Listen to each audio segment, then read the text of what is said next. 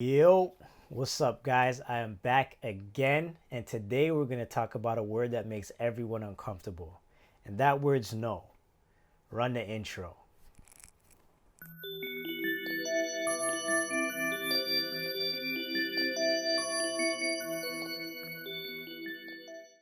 So, no has always typically been a negative word to people, mainly because it meant you weren't going to be getting what you want from others.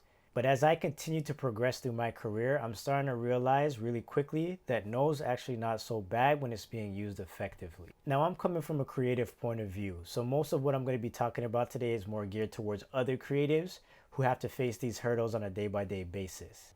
Now, when I say no, I don't mean actually going out there and saying no to your clients.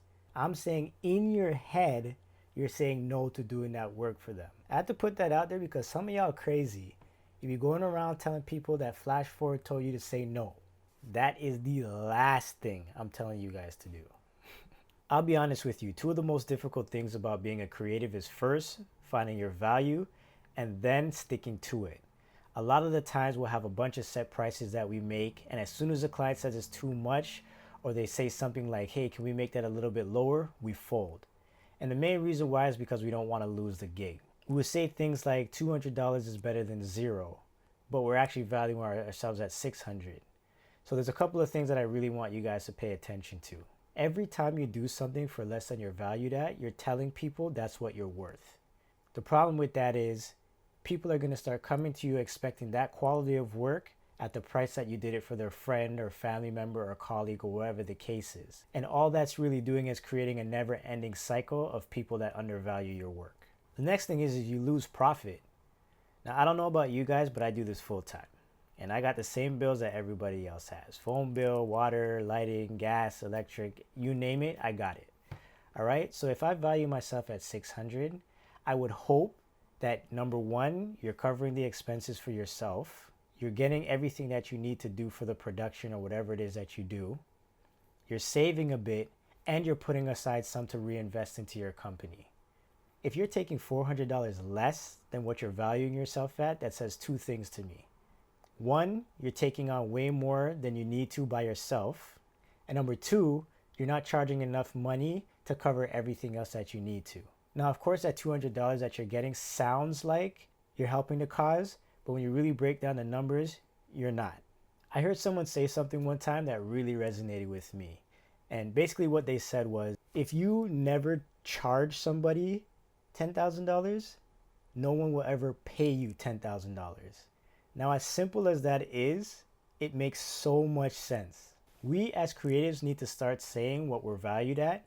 And if somebody says they don't want to pay that, you need to be okay with saying no then. Sure, you may lose a few gigs here and there, but eventually you're going to start running into clients that first appreciate your work, two are willing to pay what you're charging, and then they will be referring you to their circle of peers. A lot of the times also, it is our responsibility to identify what kind of client is reaching out to us. A client that's using me to thirst trap or to get likes on social media will always have an issue with the prices I present to them, mainly because there's no return on the money that they're spending on me.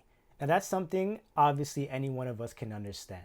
Those conversations usually go something like this. Hey Flash, I love your work, man. Honestly, I had this wicked idea and I think you'd be perfect to collab with. Pretty much it's gonna help me get some followers, and of course I'm gonna tag you and you're gonna get some followers too. Now compare that client to someone who's actually trying to build their brand and they're using social media to connect with their intended market. I go from being an expense to an investment. My value to them goes way up and the quality of my work becomes a priority to them. The easiest way to identify what kind of person is reaching out to you is by simply asking them, what will my services be used for? After you know what they need it for and you present your rates to them, at that point, you have to figure out, is this person going to be worth my time or are they not going to be worth my time? And if they're not, you say no.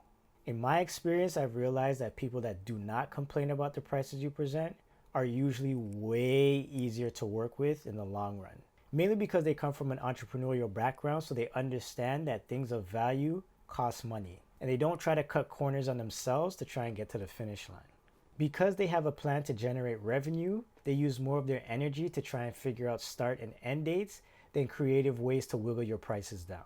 If you're spending more time with a client trying to convince them why your prices are what they are, chances are this is the kind of client you do not want to work with. I'm just being honest. A common question that I get every single month from people is, how were you able to build your business this quickly? And to be honest with you, it was really simple. I figured out what I'm worth, I stuck to it, and I started saying no to the people that didn't understand my value. Now that's my perspective, but what do you guys think?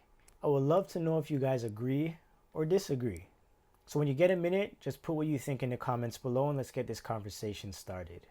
And as always, if you haven't subscribed yet, shame on you, but this is your opportunity right now to hit that subscribe button below. And as always, thanks so much for watching, and you guys take care of yourself. Peace.